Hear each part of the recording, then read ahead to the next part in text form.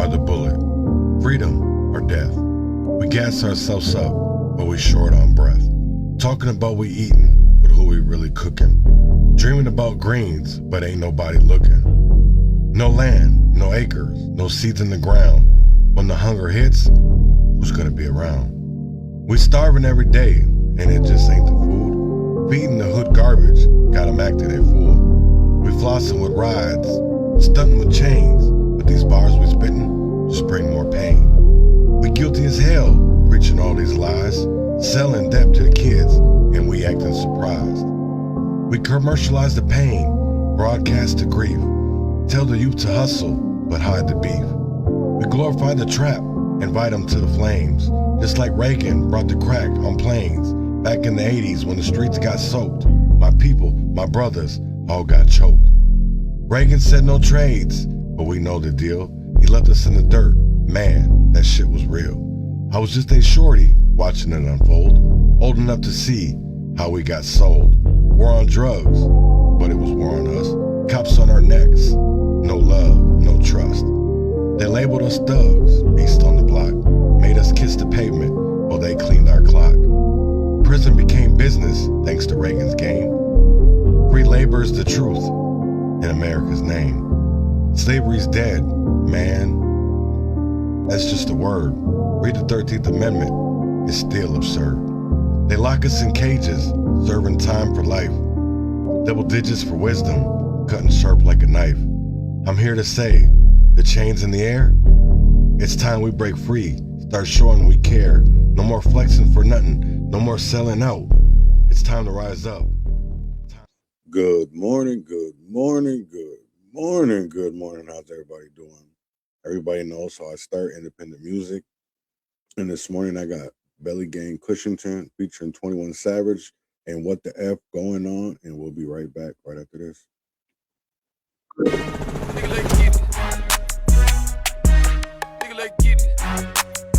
Nigga, you ain't lost for the 10-piece lemon couple years, nigga. All them niggas tellin', man, don't put that on my city. Hold on, let me get it. I'm in a bulletproof black truck, I president it. It for them bitches shaking ass and doing hair in kitchens. I need a 10p lemon pepper, Magic City, what the fuck going? I got a pocket full of money, who the fuck horn?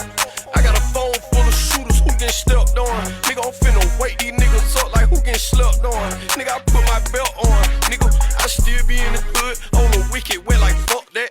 Ghetto fine shit, say she grew up with a bluff at. I still a sell a brick, play calling where that stuff at. I ran right up the street, I'm finna fight back. What the fuck going? I might buy a bitch some lips, now who the fuck horn? I got a closet full of drip, I put that stuff on. Nigga, I walk in the club without these chains, like who the fuck glowing? Girl, who the fuck is that? All them niggas tellin', man, don't put that on my city. Hold on, let me get it. I'm in a bulletproof black truck, I president it. It for them bitches shaking ass and doing hair in kitchens. I need a 10p lemon pepper, Magic City, what the fuck going? I got a pocket full of money, who the fuck horn? I got a phone full of shooters, who getting stepped on? Nigga, I'm finna wake these niggas up like who getting slept on? Nigga, I put my belt on. It was a typical morning, she sucking while I'm yawning. My little young hoe love tequila, dick and hookahs. 4L toe bazookas. I ain't just no rapper, fuck, nigga, I shoot you. My bitch richer than these rappers, but she still spoiled. Ain't no pussy in the world that I can't afford. Little bitch steady screaming 5 when I ask her 4. Hit her in a spot, make her build a pallet on the floor. Bitch, she fucking me because it's beneficial.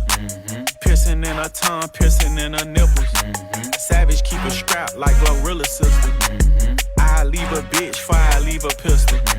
Shawty suck the bone off and the gristle. Thick shit, baby, eat a oatmeal. Skin clean, I'm finna get this bitch a soap deal. If your period on, you can use your throat still. Ass magic, I done threw 110 times. But ass a cat, we tried to smack him 10 times. Kush phone full of shooters, I know all on pussy. Crash and leave the scene like LaMelo Ball. All them niggas tellin', man, don't put that on my city. Hold on, let me get it. I'm in a bulletproof black truck, I president it. It for them bitches shaking ass and doing hair in kitchens. I need a 10p lemon pepper, Magic City, what the fuck going? I got a pocket full of money, who the fuck horn? I got a phone full of shooters, who getting stepped on? Nigga, I'm finna wake these niggas up like who getting slept on? Nigga, I put my belt on.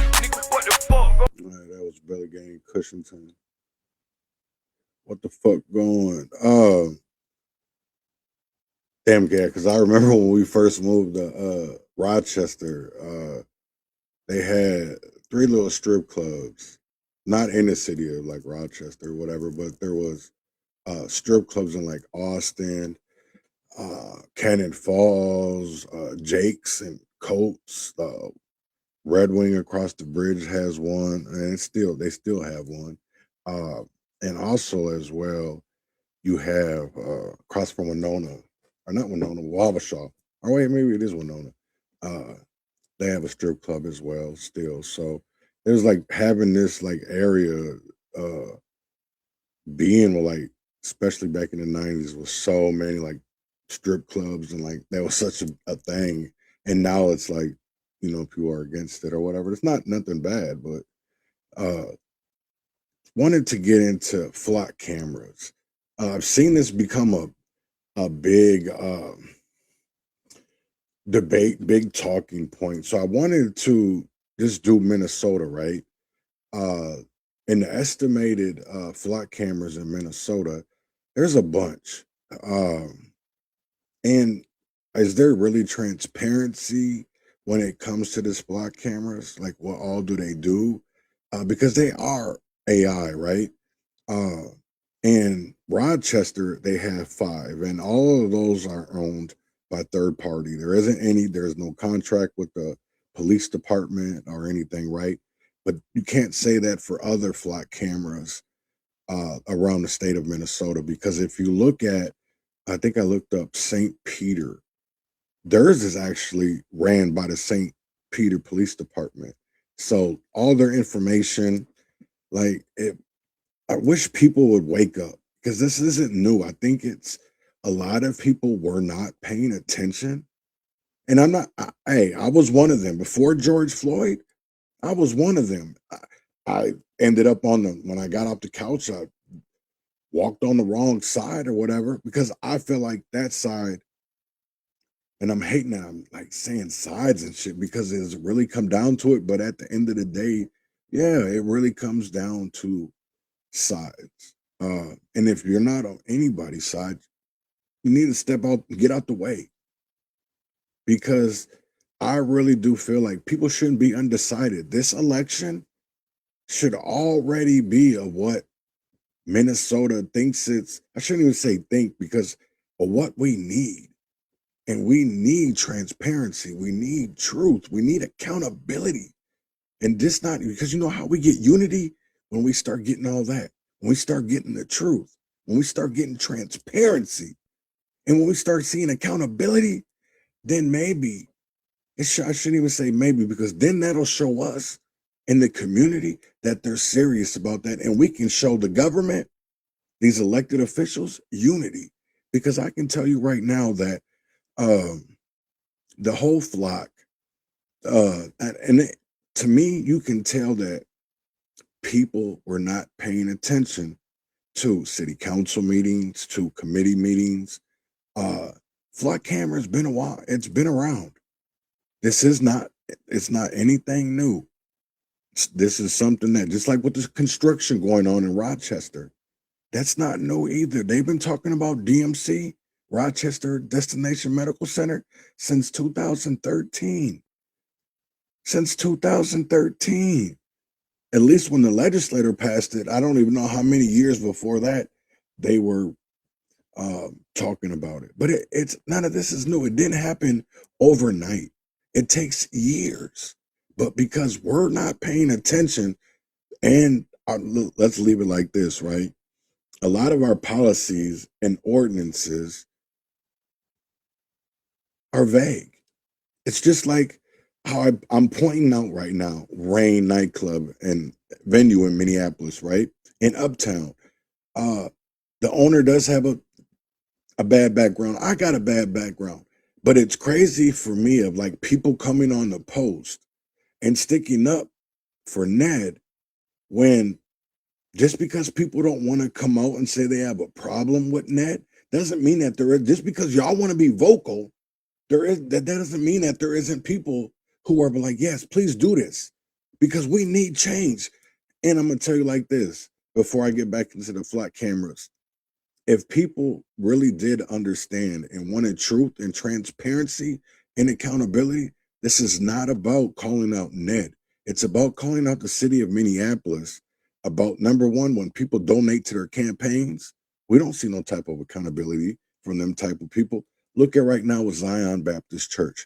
Look at right now with the other church. We Push for Peace. That's not a church. That's a nonviolence group.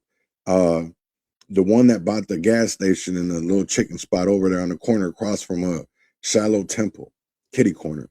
Then you got Hooks across the street, and then there was a coffee joint over there with a little restaurant. That actually was really good. I liked it because I met Cicely Davis over there.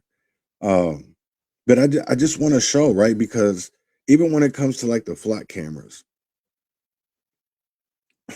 there is like that's what I don't understand. Like, people are putting up pictures or like, what is this? So I want to give an explanation, a definition of what actually the flat cameras do. So this is Democracy Now! And actually the ACLU has raised the alarm nationwide about the flat camera system. So I want people to pay attention to this story. And when you look at city councils, right, and then you can understand when community members start asking questions, even about like these data centers, because these are coming up in areas where, like Pine Island, the city is really divided. You have city council members signing NDAs. What do you need an NDA for? What do you need an NDA for?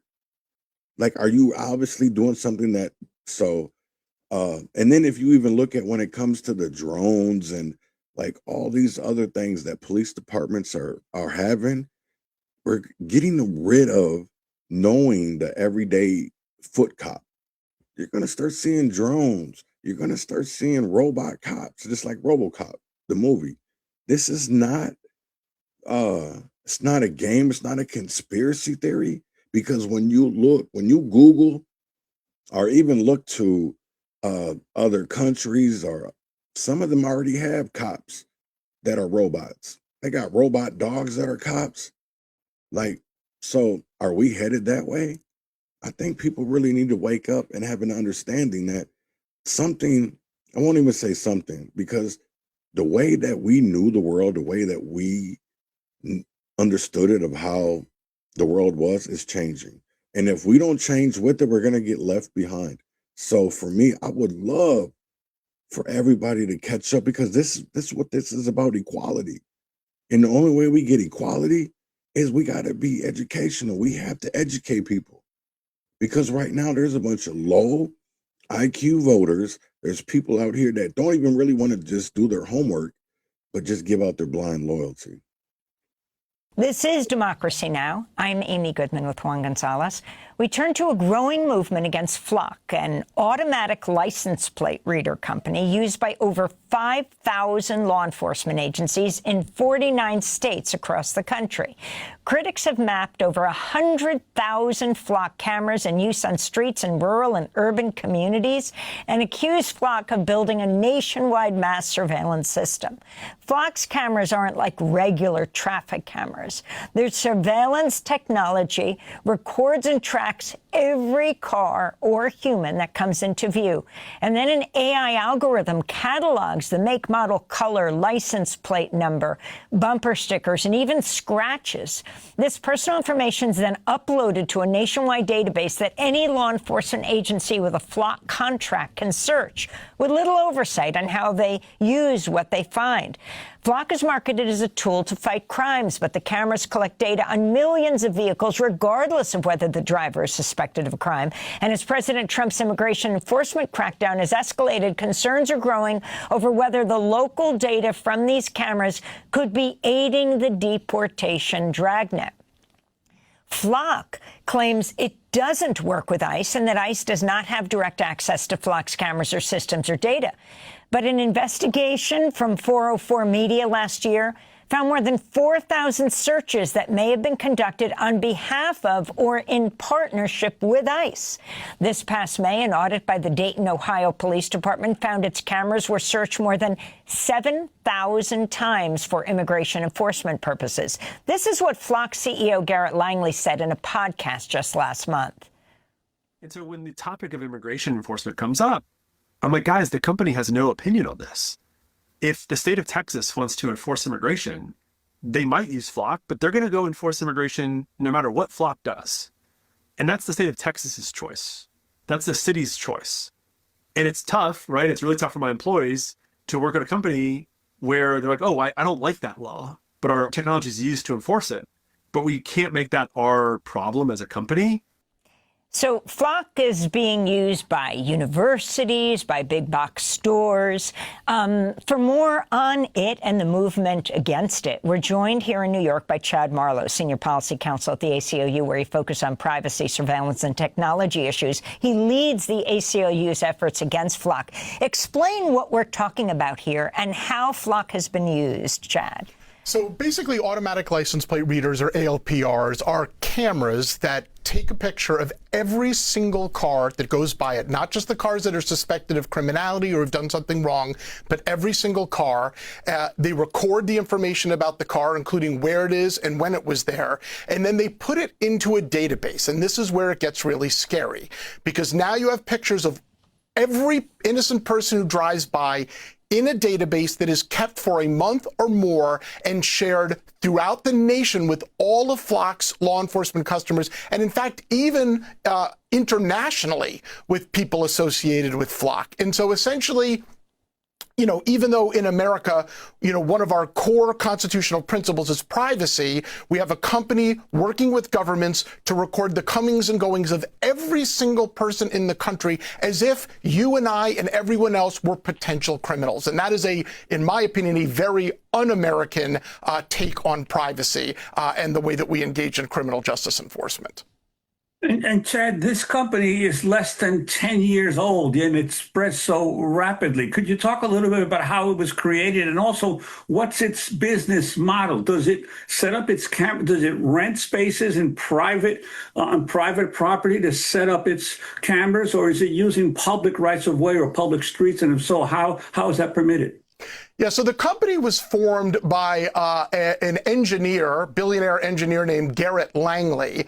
And what is really interesting and very important about the company is that it is backed by almost $1 billion in venture capital investment. And that is very critical, because what those venture capitalists invested in was a company that basically trades privacy for profits. And so they will record the information about people. Flock always says it doesn't sell data.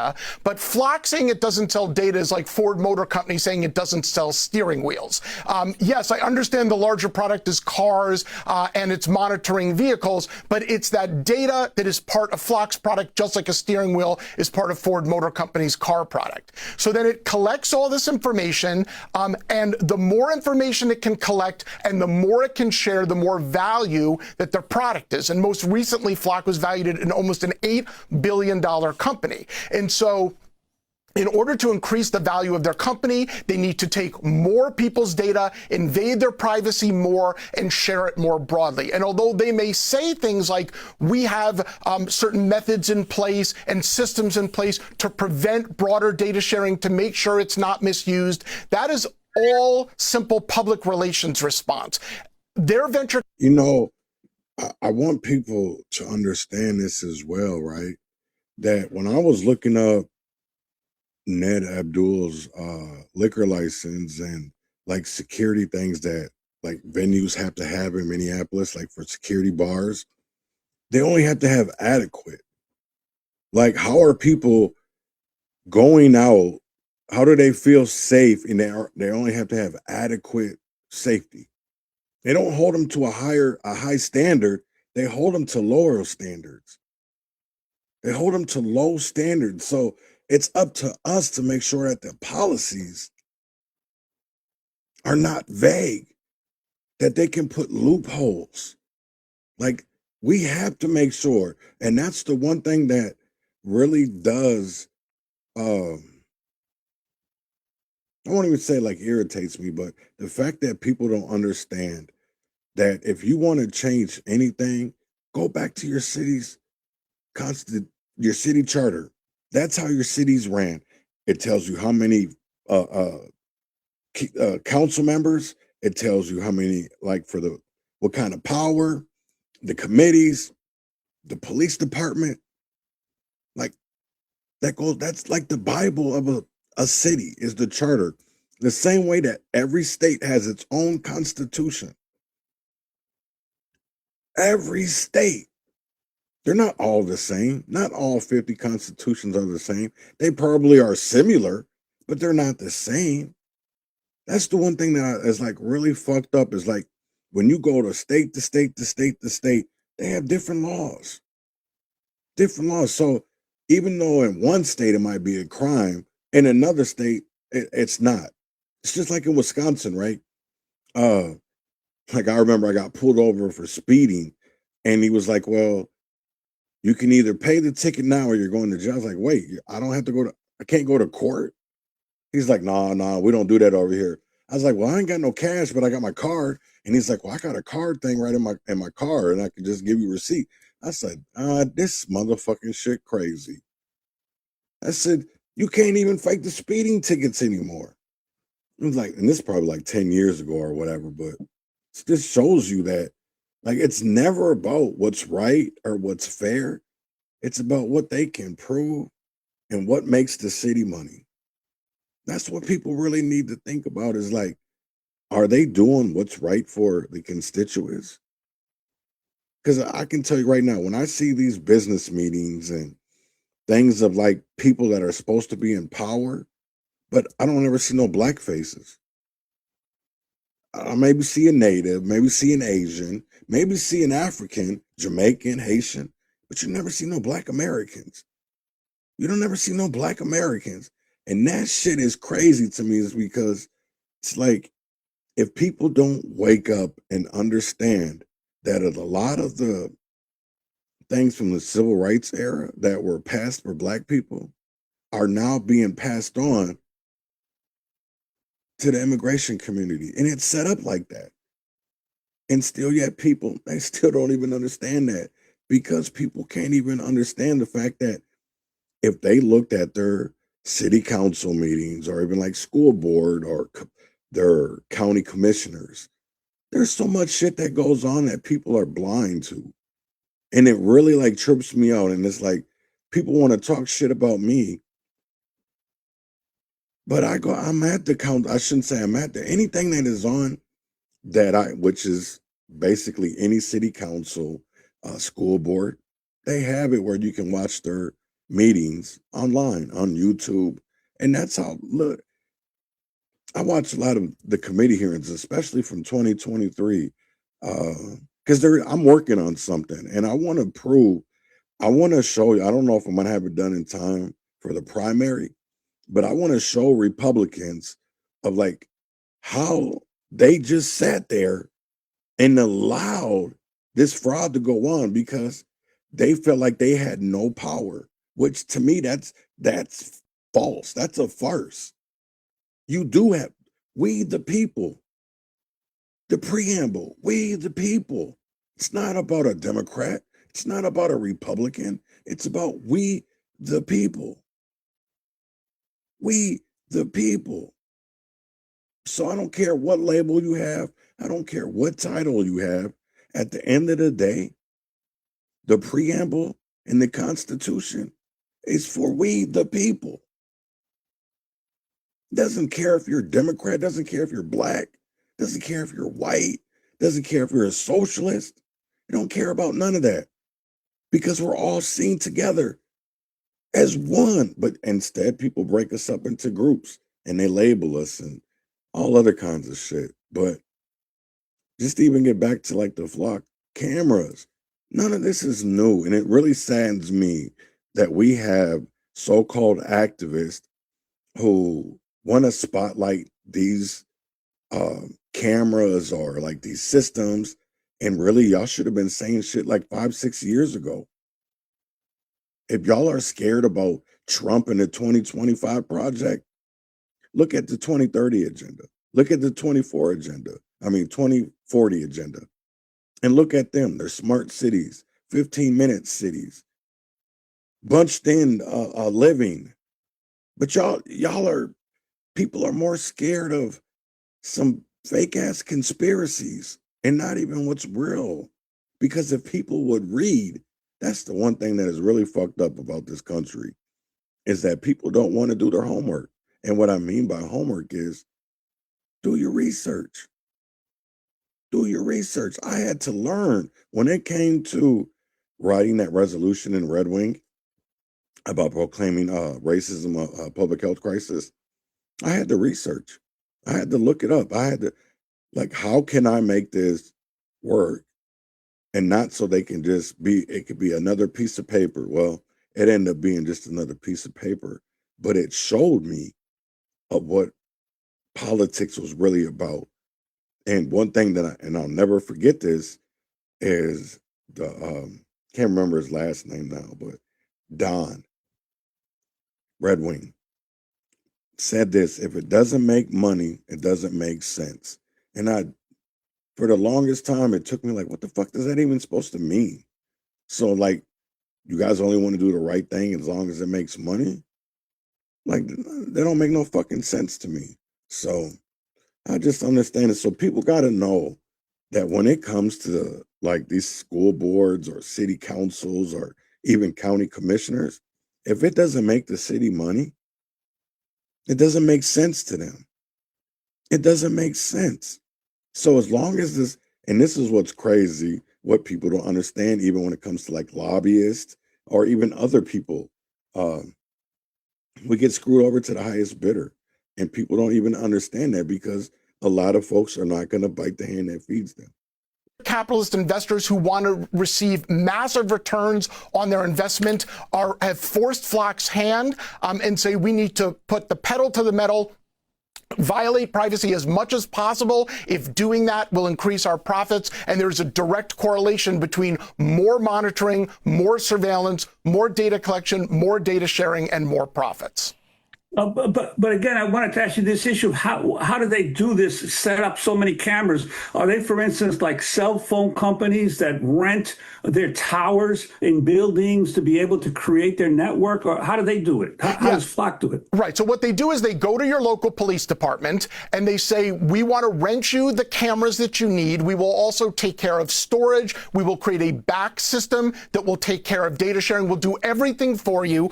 All you need to do is sign on the dotted line. Now, what's interesting about Flock is this process of using your local police department, your local government, to increase their network to spy on everyone. They have to keep pushing that in order to get as broad of a network as they possibly can. And so they sneak in these contracts. They do it with their salespeople, but they try to do it out of public view. And what we've actually seen in the country is once eventually it comes into public view, because their cameras are fairly easy to recognize when you see them in public, communities have risen up throughout the country and demanded those contracts be canceled. In fact, in just the last 13 months, nearly 60 municipalities have either canceled their Flock contracts or have said do not renew them. And in fact, Flock is going out in the country not only promoting its products, but trying to quash any efforts to promote transparency and public engagement before their contracts are signed, because they know the more the public knows, the greater resistance. See, and that's the whole thing about the NDA, right? So if your council members and your mayor is signing NDAs, that means they don't want no transparency when it comes to that. They don't want the public to know what's going on, because what's going on probably is not good for that community. The product will be, and they want to stop that anywhere they can. Talking about that resistance, I want to turn to Tobias Halpern, a 19-year-old student at California Polytechnic State University, or Cal Poly, in San Luis Obispo. Tobias Halpern started the website Deflock SLO in January to inform people about Flock's 17 cameras on campus. Last month, the college president confirmed Cal Poly would not renew its contract with the company after the current one ends next May. Here's Cal Poly student Tobias Halpern on Connect with Jacob Soboroff on MS Now. When you opt into Flock, when you buy a Flock camera like Cal Poly did, you don't just buy a surveillance camera, you're buying access and participation into this network. And so I think that's what really bothers people, and that's what really bothers students, and that's what bothered us at Cal Poly, is that as a Hispanic serving institution, they are going out and entering this network that has time and time again aided ICE in illegal deportations and just created this surveillance dragnet that is really uncomfortable to anyone when you think about it. One of Flock's loudest critics is Ben Jordan, a recording artist, popular YouTuber in Atlanta, Georgia, who worked with technology experts and journalists to expose Flock's security vulnerabilities. They were able to access cameras across the country, viewing not only live streams, but also 30 days of recorded content with the option to delete the footage. Here's a clip from his YouTube channel. A few weeks ago, using a commercial search engine, I very easily found the administration interfaces for dozens of Flock safety cameras.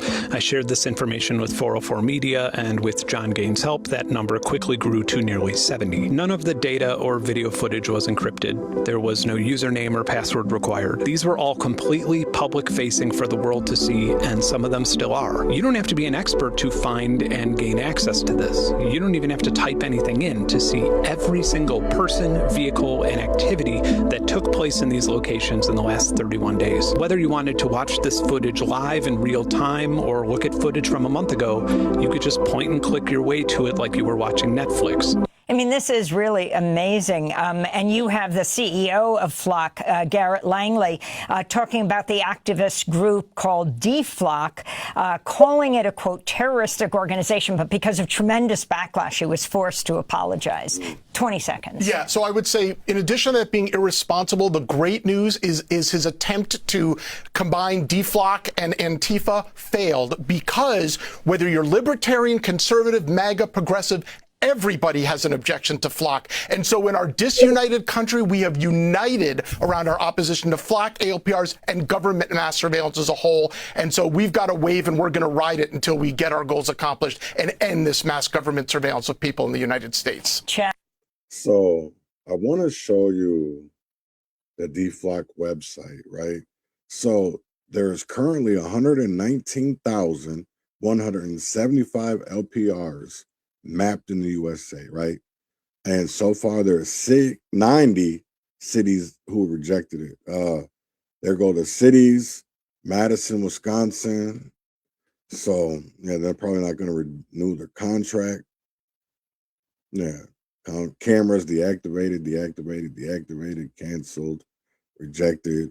So I mean, they're everywhere. It's not in just. What I'm noticing is, like, Minnesota especially has a bunch, and it's really like how much information is being put into these is really crazy to me, and I don't understand of like why people aren't saying something. So I want to make sure I'm going the right way. Minnesota, there we go. So yeah, when you look at these, it's like, look at all the Flock cameras we have, especially in these areas. Just look at the Twin Cities. Like, that's crazy. 1,224 just in this little radius. That's why are like Hutchinson, Litchfield. So it doesn't matter where you go, you're being watched. That's what I want people to know. You're being, damn, that's a lot of Flock cameras. For as much crime as they have in Minneapolis, how the fuck are they not catching criminals? Minneapolis is literally watched. There's Flock cameras everywhere. And I don't know, look at, I mean, that's crazy. Look at how many in North Minneapolis. God, this shit crazy.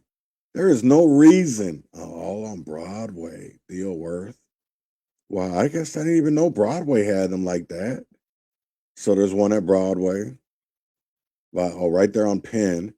Wow. Yeah, because there's, wow, so, wow. I wonder who on, let me see. Does it come on? Or not? Wow. That's crazy. All along Broadway, though, this one's got 7.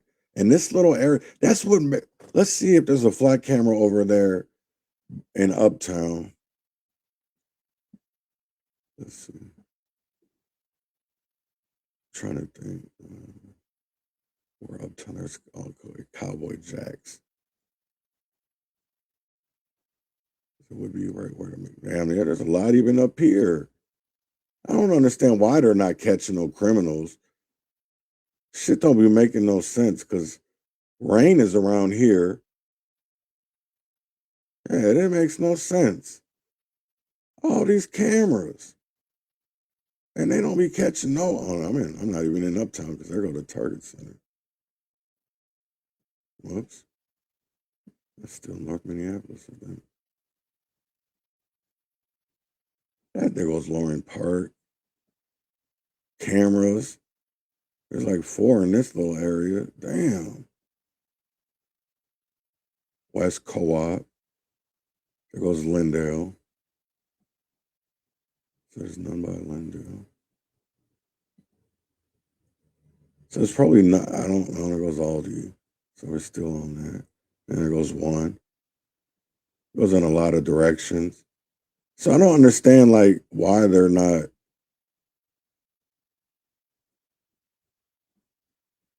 Let's see if I can see rain.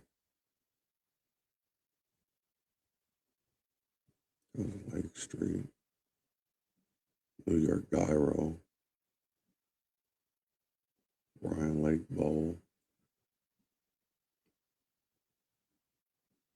Cub Foods.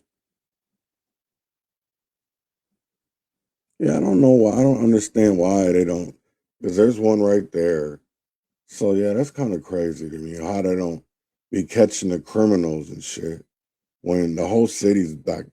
The whole state is fucking got flat cameras and LPRs everywhere. It's kind of crazy to me. And I don't understand why, like, people aren't saying nothing or even trying to get involved in politics, or shouldn't even say politics, but policy.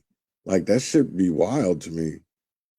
Like, don't people want to learn of like how your city operates and how your city moves and like what you're allowed to do and what you're not allowed to do? Because a lot of people don't even care. I want to talk a little bit about the Shiloh Hendrix trial. So that is going on in Rochester. I will say this, right?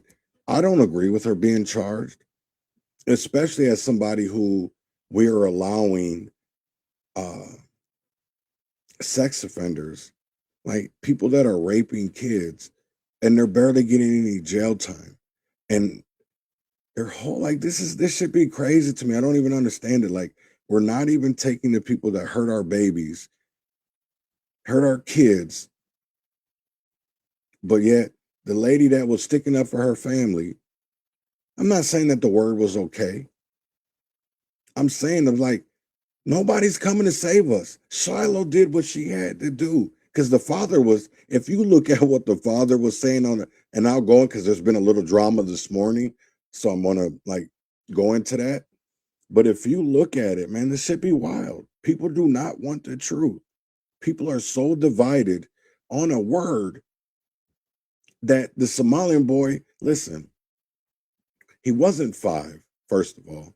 If you watch the video, in which I'm sure most people have, look at the boy, dad admitted this yesterday at trial that the boy is almost 10. It's not 5. So when you look at the GoFundMe and all, they still got it that he's 5. So it's like, I can understand like why people are getting mad and getting divided, because the truth isn't even coming out. People are arguing about a narrative. So let's go to the Shiloh Hendrix. Shiloh Hendrix was back in court today for the start of her jury trial. Hendrix faces 2 misdemeanor charges of disorderly conduct after she was caught on video calling a child a racial slur at a Rochester playground.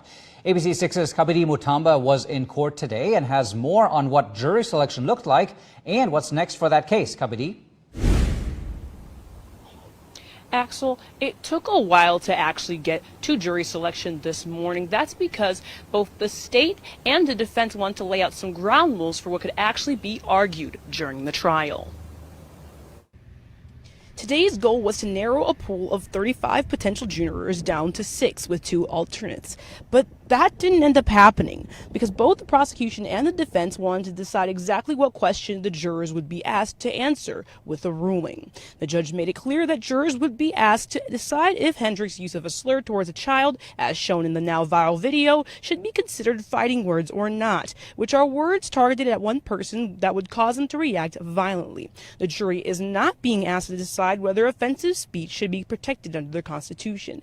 And this point is something that both city lawyers and Hendrix lawyer Brian Corrales continued to argue over as jury selection went on.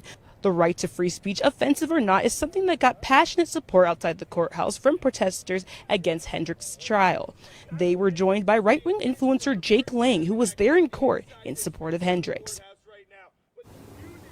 And when the court finally got to jury selection, there was a lot of emotion from jurors when they were asked whether they could be fair and impartial for this trial because of the use of a racial slur and a child being involved in this case. Now, jury selection is set to continue tomorrow morning, and with today's delay, Judge Krista Daly seems set on keeping things short and sweet. Live in Rochester, Kabini Mutamba. Yeah, because there's some drama going on up at that trial at Shiloh Hendrix. I wanted to show you this though from yesterday, right? There were racism that we have in Rochester. Racism.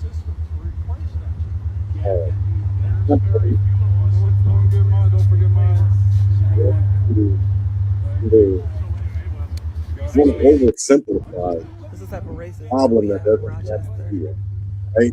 I like this. And I'm going to show you something else too, right? Is that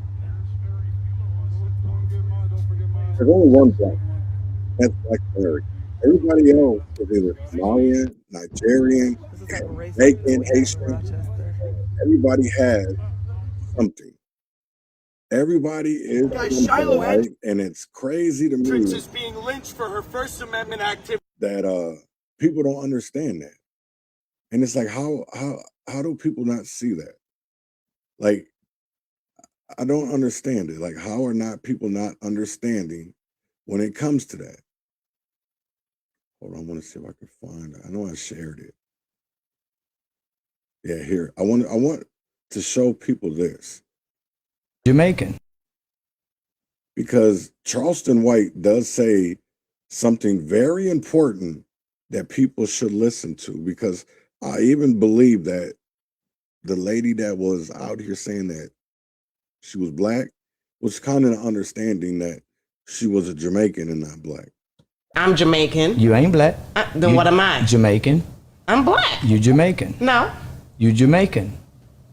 It's a difference, huh? It's a difference. Okay, describe the difference. If I go to your... What color is my skin? What color is my skin? Yellow.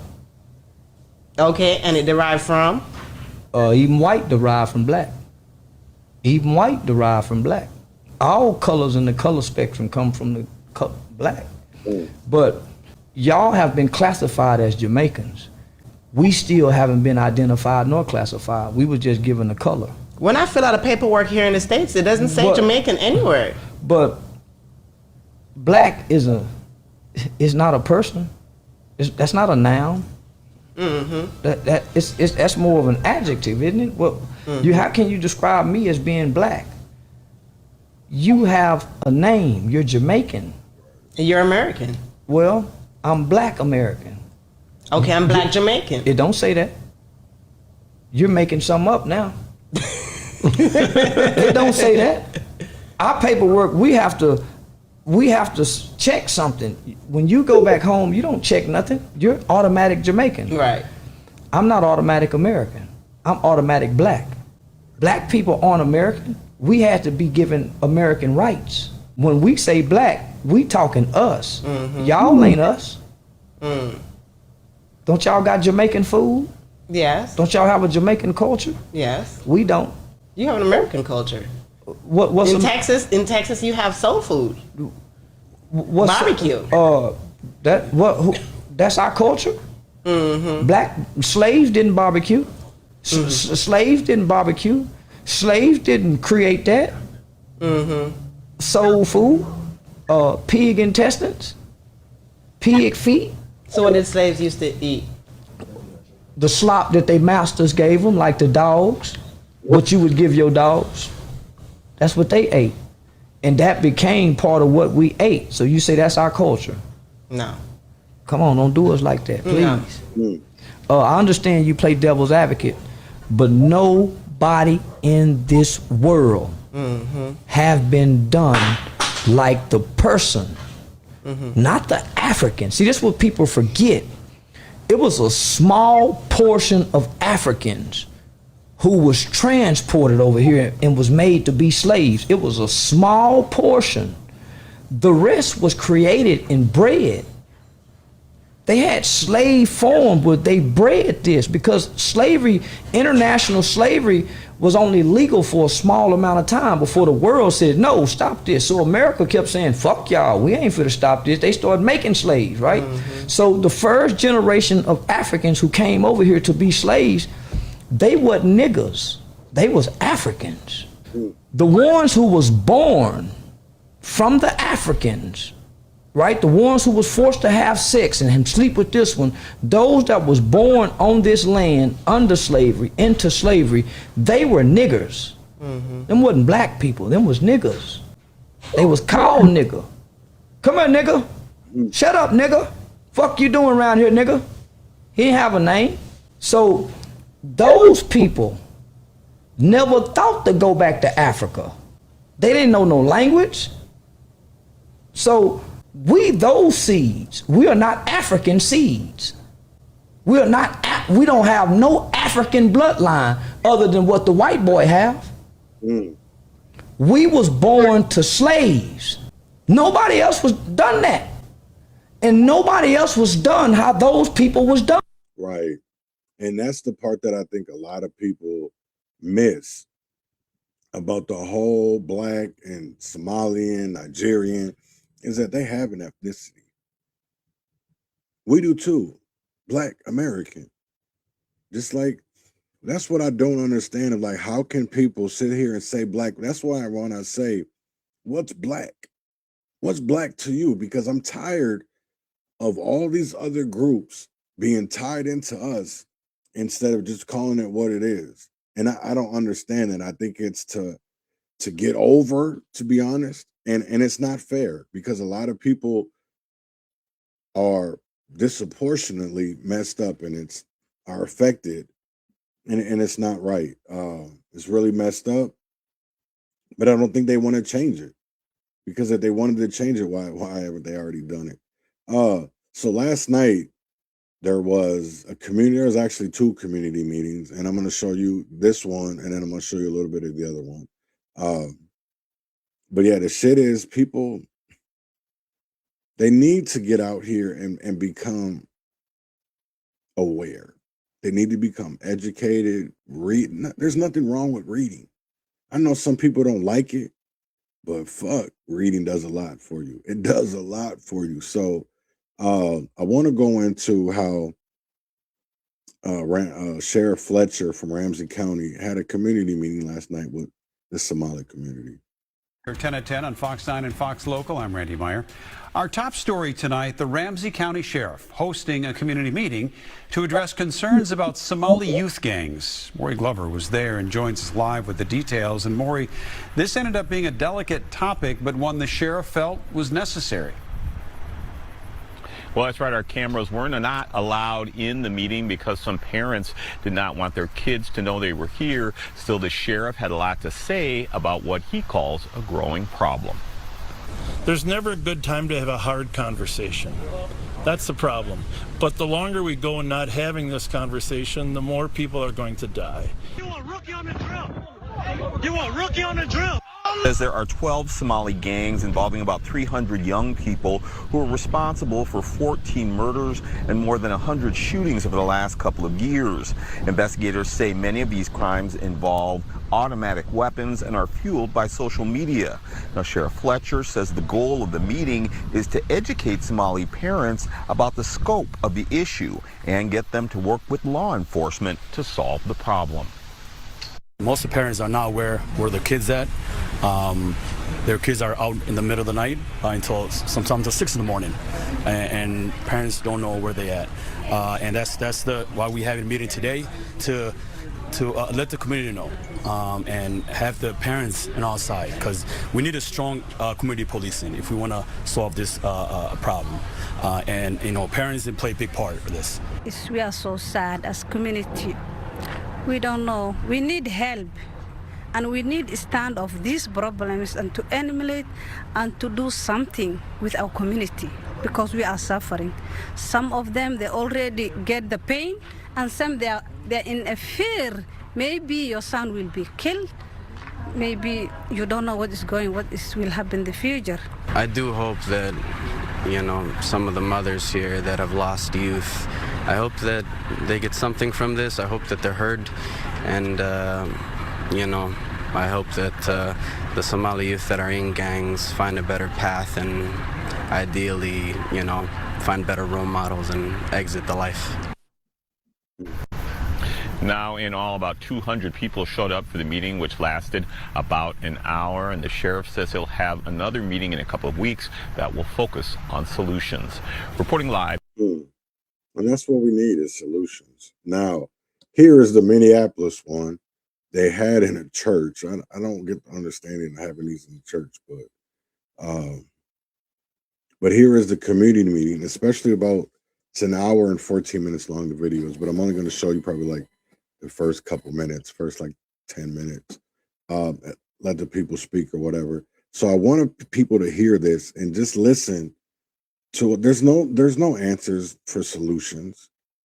There's more Band-Aids to a problem that they haven't wanted to touch for years. This is part of this is the faults of our elders of letting this shit go on, and now we're seeing the whatever kind of progressive shit they thought they were doing would work.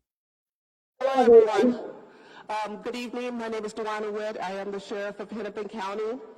We are here because of the tragic events that have occurred over the last few days in our communities. And I'm here with a panel of people with a wealth of knowledge. But I want to say this. We don't have answers, but we're here to give what we can, to talk about what we can talk about.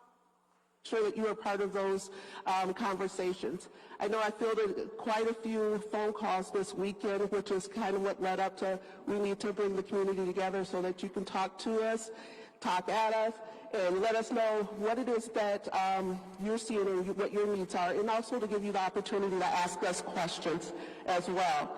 So joining me here, we have Ward 7 Council Member Elizabeth Schaefer, Lieutenant Mike Hopkins, I'm going to turn back and forth, Assistant Minneapolis Police Chief Mark Kukow, 5th Precinct Inspector Ryan Kelly, John Frude representing Mayor Fry's office, and we also have a staff from Councilmember Aisha Shuktai's office, as well as Ward 6 Councilmember Jamal Osman, right up here in the front. But again, I want to make sure that we have dialogue here. Us speaking, we want to give you that opportunity too to ask questions and see what we can do together as a community. With that being said, I'm going to pass it over to Councilmember Schaefer to speak for a moment. Sure. I'm very brief. We have the experts with us, and I want you to hear directly from them that are out there collecting the data, that are doing the investigations, and that are trying to find out what went wrong in this situation. I'm Elizabeth Schaefer, for those met. Representative of Ward 7, whose ward actually boundaries all of these recent shootings, both with Ward 10, with the rain shooting, as well as Ward 6 with Councilmember Osman at 19th and Nick. This is serious. This is outrageous. This is not who we are. And so please hear me loud and clear. Public safety, violence, these issues are top of mind for me. I know for Councilmember Osman, and also for Councilmember Member Chugtai. Even just today, we had a meeting between our three offices with Inspector Kelly. We had some great dialogue, and we're going to continue to work together because this is a big problem that needs everybody's attention and everybody's focus. So please hear that loud and clear. I would also give this update from the council side. I am on the Biz Committee with Councilmember Osmond, and today we pulled the rain permit. They were up for their liquor license renewal.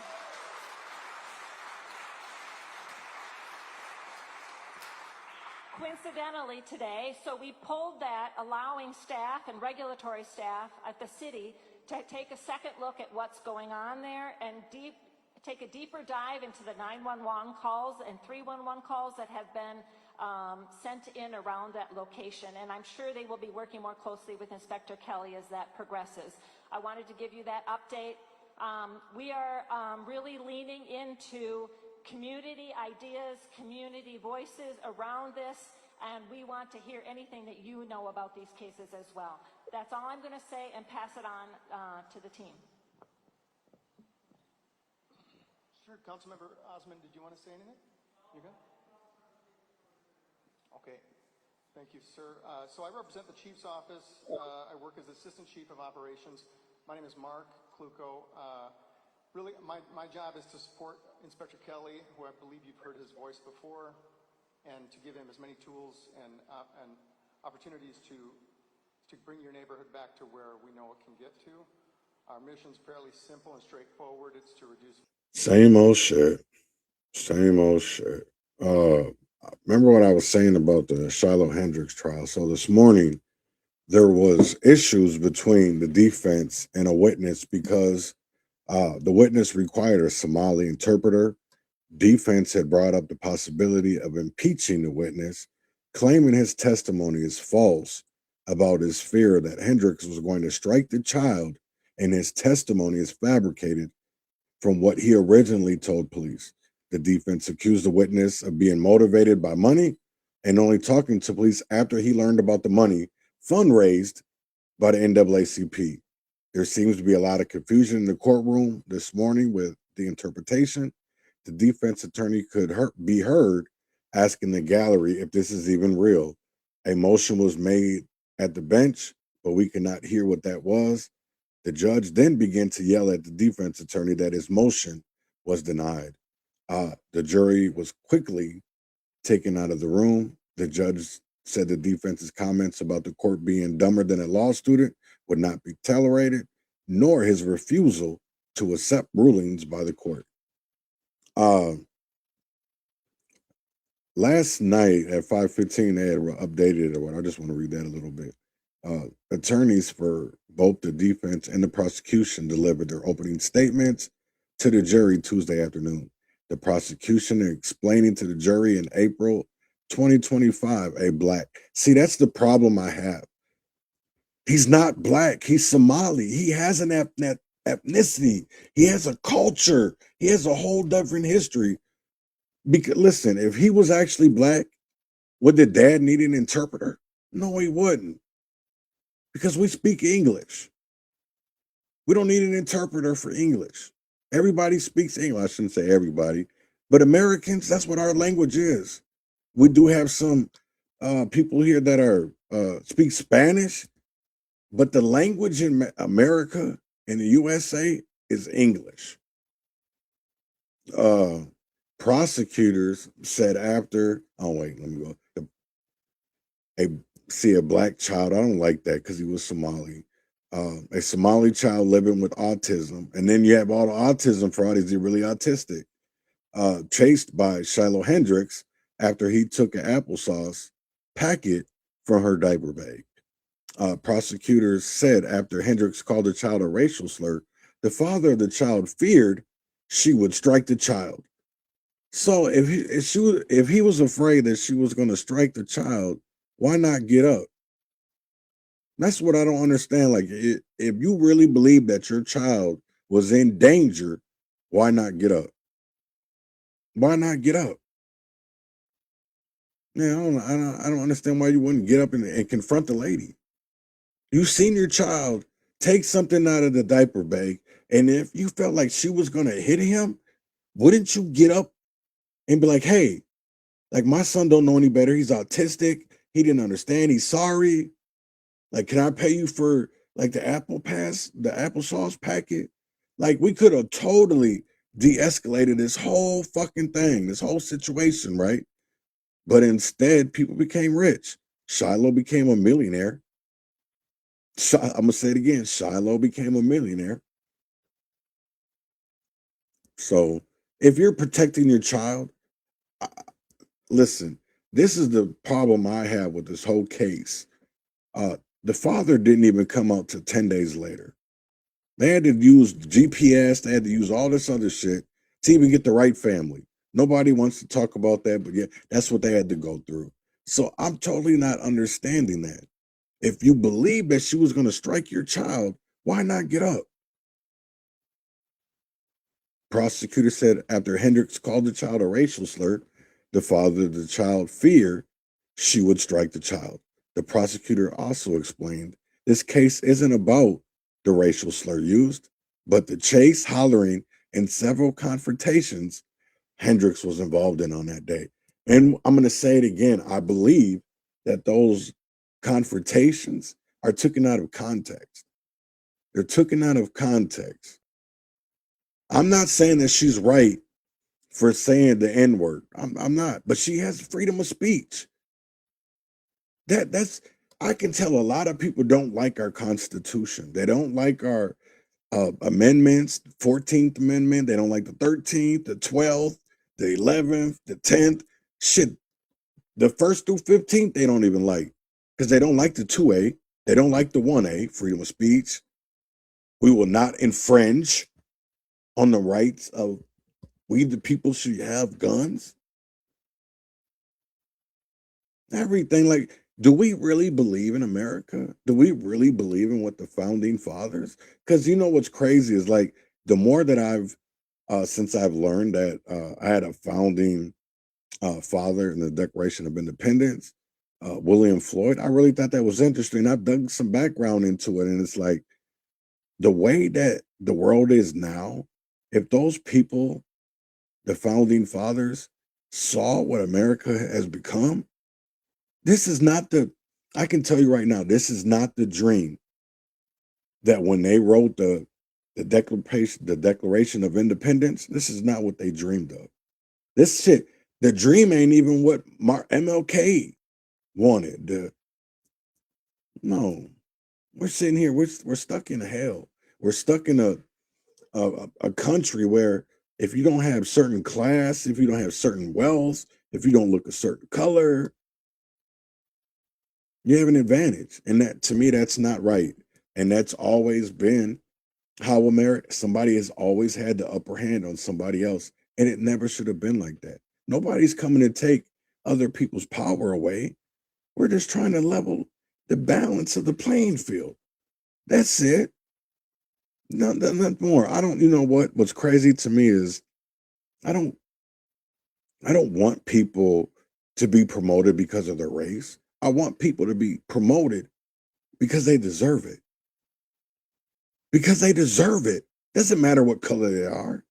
Because there's some workers out here that do the hardest but get the shitted on because of their employer. I can even think back about a case about my own wife, Ashley, right? Twice. I can talk about something twice, right? Because I've talked about it before. Casey's. That went on with COVID. She didn't get the shot, but there was somebody that came into the store that had a positive test. She didn't want to wear a mask or anything like that. And it's like, well, if you're tested positive, and you probably should wear a mask because, like, I don't know what the fuck was going on with COVID, but at that time, that was like really, it was scary. I'll be honest, it wasn't the best times in the world. But Ashley walked away from that job because she was standing up for what was right. She wanted to protect like the consumer, the people that came in there. Like, don't you think that we have an obligation to the public to let them know if they're coming into a situation that could be a death sentence? I think that's just the right thing to do, but yet it's not. People get penalized for telling the truth. And that's what's crazy to me. Hendrix, defense attorney, argued. Oh, I said I was going to tell the other story. So the other one was her medical job. One of the ladies, she didn't even say get along with, but like always telling her to do her job. She shouldn't have to do Ashley shouldn't have to do other people's jobs. She doesn't get paid for that shit, right? So instead of getting on the other worker, they got on Ashley and said that she was the problem, and they fired her, which it's fucked up all the way around. But it's kind of crazy to me, like her karma came, that employee, because not even like 90 days later, she was arrested for fraud of taking people's money. They found her with like over $75,000 in cash, just hidden. So like, why are you even? You see why she was late or she was slacking. So I get it. But those are two stories I got about what's right isn't always rewarding. There can be bumpy roads to that shit because doing the right thing doesn't pay. They don't care about that. All they care about is if it doesn't make sense to them.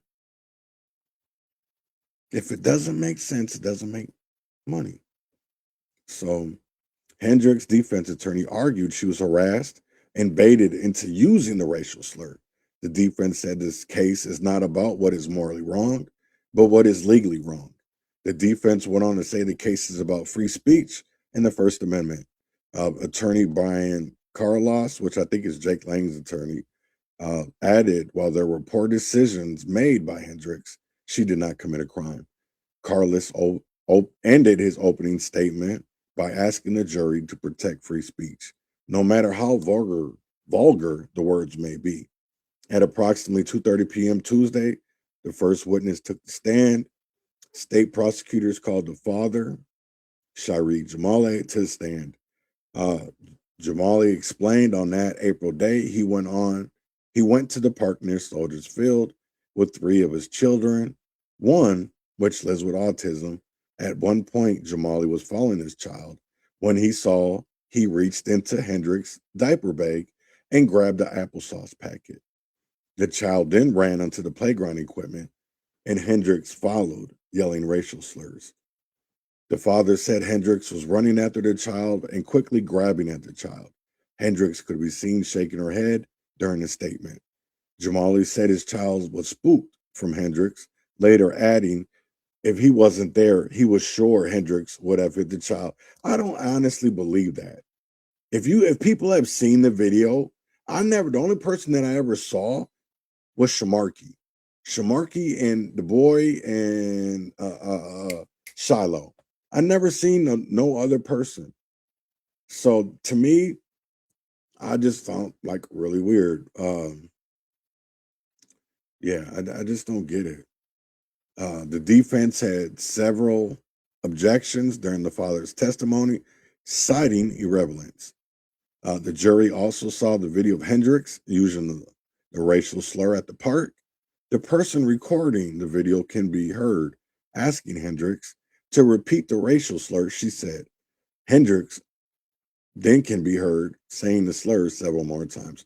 It's crazy how much like division something can cause in a community when people feel like what is right, even though it probably isn't right, but it feels right. That's what I don't. Slavery was legal. Did that make it right? Morally right? No, it was wrong. But they still did it. They still did it because I'll tell you, if it doesn't make money, it doesn't make sense. That's what America is built on. If it doesn't make money, it doesn't make sense. Why is that so hard for people to understand? Why is it so hard? Like I truly, truly don't understand that. Why is it so hard? People say you're oversimplifying, or no, I'm not. It's y'all are oversimplifying with this, all the things that you want to do for like homelessness or violence prevention. Like my whole thing of it is like, if you're a violence interrupter, why are you going in the house at 11 o'clock? And I understand that most of their contracts say they got to be in by 11 or whatever. But to me, it's like, that's silly. That's silly as hell. Silly as hell. Like, I don't even understand. How the hell is that not silly? I just don't get it. Yesterday, there was a new poll that came out. So I do want to show that for a minute. They talk about they talk about the governor, U.S. Senate, and some other things too. And it's kind of weird of how some of the GOP endorsed candidates aren't doing so well. And it makes me kind of wonder, has the establishment GOP lost the voters? And are the voters more attracted to non-politician grassroots people that were spending their own money and doing to find justice, to find truth, to find accountability? I think that's where people are leaning towards. They're looking at the little guy. I'll say this, right? Because the more I haven't bought his book or anything like that, but the more I listen to him, and I feel really bad because I never gave him the benefit of the doubt. I just heard the word crack, and just because of my personal beliefs and my personal experiences, didn't mean that Mike was like that. And I apologized. But just to hear his story and to hear what he's had to go through, just for truth, is really crazy of like why people are so against him. And to me, it feels like the people who are going up against him, especially the establishment GOP, are part of the problem. They're not the solution. They're part of the problem. And that's what I like about Mike and Phil, is because it doesn't matter if it's DFL, doesn't matter if it's GOP. They just want the truth. They just want the truth. And that's all that matters to them.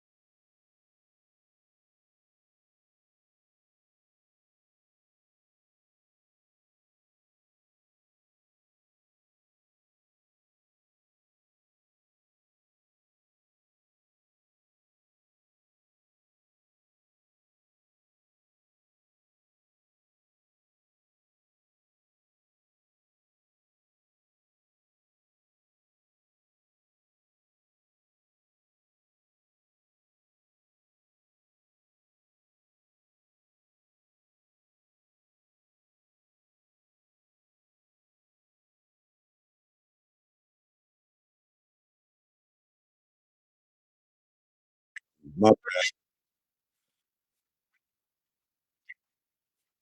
bad. I didn't even know. I didn't even know that it wasn't playing. That was my bad. Go back to sharing it. Again, this is the KSTP poll. Lindell for fighting for election security. So this is a new person endorsed by President Trump's endorsement Donald of Mike Trump. Lindell in the Republican primary for Minnesota governor appears to have an impact on the race. Lindell led in our KSTP USA poll last month, and now his lead is even bigger. Chief political reporter Tom Hauser is here to break down the new numbers. Tom? Kevin, Mike Lindell's lead in our first survey in June, some attributed to his name recognition from MyPillow fame. But his lead is even bigger now and likely due to President Trump's endorsement. I stood up and didn't back down. Mike Lindell Republican primary for Minnesota governor appears to have an impact on the race. Lindell led in our KSTP Survey USA poll last month, and now his lead is even bigger. Chief political reporter Tom Hauser is here to break down the new numbers. Tom? Kevin, Mike Lindell's lead in our first survey in June, some attributed to his name recognition from MyPillow fame. But his lead is even bigger now and likely due to President Trump's endorsement. I stood up and didn't back down. Mike Lindell finished a distant third at the Republican Party endorsing convention in May. But for the second poll in a row, Lindell has flipped the script on his Republican rivals, Kendall Qualls, who won the endorsement, and Lisa Demuth, who finished second. Lindell leads the Republican primary race with 35% in our new KSTP Survey USA poll, up 8 points from last month. Lisa Demuth is second at 26%, up 4 points, and the endorsed candidate, Qualls, drops 6 points to 11%. But 22% remain undecided. I want you to look at this, right? There's still 22% that is undecided. 22% still out there. So let's say if that 22%, that's 57% for Mike Lindell. Another Republican, if they went, that puts them. You know what's crazy is I really do believe with the momentum that he has, him and Phil, I actually do believe, and especially the way that GOP influencers and like MAGA, or I shouldn't even say MAGA, but the Minnesota GOP, like especially when it comes to their candidates, or they're scared because the way that they're fighting, and especially they're throwing low blows. And the problem is people don't understand when you live in a glass house, when that motherfucking rock come back, it's going to bust the window. So your shit's going to get out in the open. And there's a lot of shit people don't know about people. And I know they say, well, Mike Lindell isn't a registered voter. He's spoken about that last year in September when he was announced that he was running for the governor's race. But instead, people don't want to do their homework and do their research and get the real truth, get the facts. They only want the narratives. I think what this poll shows about the governor's race on the Republican side is that Donald Trump matters.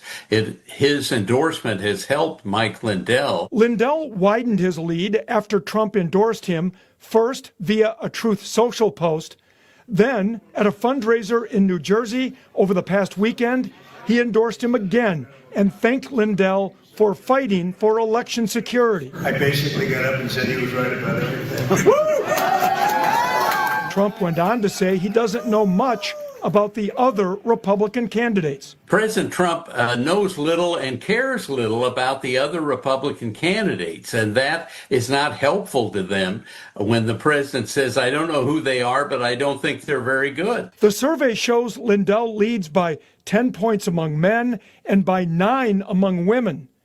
One area Demuth leads is among independents, with a 9-point lead. What surprises me about Lindell is how widespread his support is in this survey, including leadership amongst both men and women, despite running against a very prominent female candidate. However, we should point out 30% of female respondents in our poll say they are undecided on the governor's race. That is higher than the 22% overall undecided. You can find more detailed results in all of our election polling right now at KSTP.com. Kevin? Yeah, that is something that people should go look at and understand what is going on in your community and get an understanding and a knowledge of who's running, who is good for your community, who's not. Because I'll tell you like this, just because I tell you they're good for the community, that means I'm talking about the Black community, right? I'm tired of being left out and always being shitted on by our so-called Black leaders, but yet they're fighting harder for Somalians, Jamaicans, Haitians, when it actually should be Black Americans. So I think people need to call that shit out. Just like the same way with the NAACP and how, and I'll talk about this on Friday about Nolan Wells. Like they did a press conference this morning and just to tell people you don't have any answers. Maybe some theories, but no answers. And that's part of the problem is we go gung-ho without a lot of the answers. And I like what Donald Trump said last week about what came after the last ICE shooting. He's like, him and Tom Homan, they need cameras on the agents because that stops a lot of this extra shit. Motherfuckers can't lie, say, no, they didn't do this, they didn't do that, when there's actually video evidence. So I'm gonna get up out of here. I will see y'all Friday. I'll be at 10 o'clock, same time, same place, X and Facebook at 10 live. And then shortly after, like usually it'll be 1, but today it'll be 2. I'll be on Rumble and YouTube with today's episode. So with that being said, I hope everybody has a great Wednesday. And I hope to see y'all back on Friday so we can educate and we can both learn. With that being said, here is Don Tripp, Eddie Valero, Monstars featuring Starlito. And it's a wrap. See y'all Friday. Tudo Cooper, Nightcrawler. I'm so about my own cut. I just bought a nice sharpener. Hard cold as a White Walker. I don't know why I bother. I just went through hell and back. I was selling niggas ice water. Keep a stick like Travis Barker. Draw on you like a magic marker. 3-year-old start counting money. Boy, that made me a happy father. Had to work like Bath and Body. Case a nigga tried jack and rob me. 31 shots, Baskin Robbins. Still make it to the after party. 40 minutes, I'm in and out. Got enough shooters, I can rent them out. Make it home, my girl pussy so wet. I'ma have to ring her out. Fuck what a nigga think about, can't talk about it, gotta be about. Before I ever put a single out of sold LPs out of Keeler House. Sorry, mama, with the shit I can't find the toilet. All the smoke, call the fire department. Get rich or die trying, better get rich, cause we gotta die regardless. Forgive my miscount, I be getting stuck at 5.56, 2 clip trip.